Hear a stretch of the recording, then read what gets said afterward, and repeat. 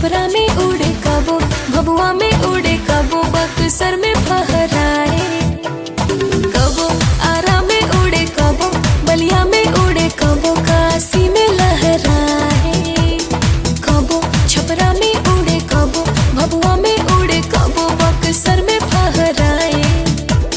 जेने बसवका ओने देखा बघवा मुड़े, माई के चुनरिया आकाश उड़े,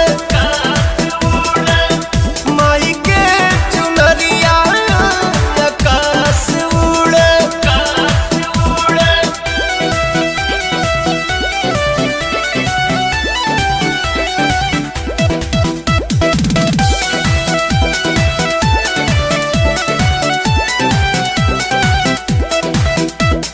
लाल लाल डोलिया हो, देव तन के टोलिया हो, बनल बाताहार। शोभे चुनरी के अजब सिंगार, ऐसे लागे मोहल संसार।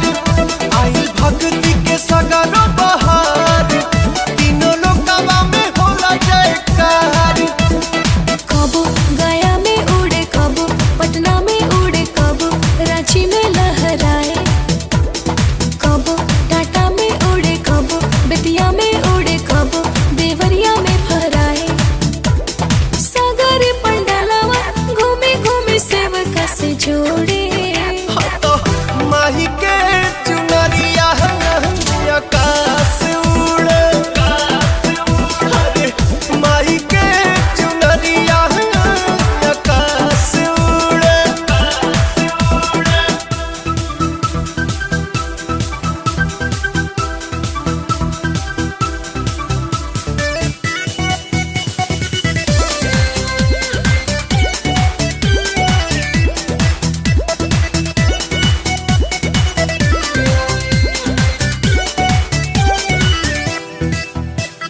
बाजे ला जनिया हो, सुने सारी दुनिया हो, आइल नवरात। चूड़ी खन खन करे दसो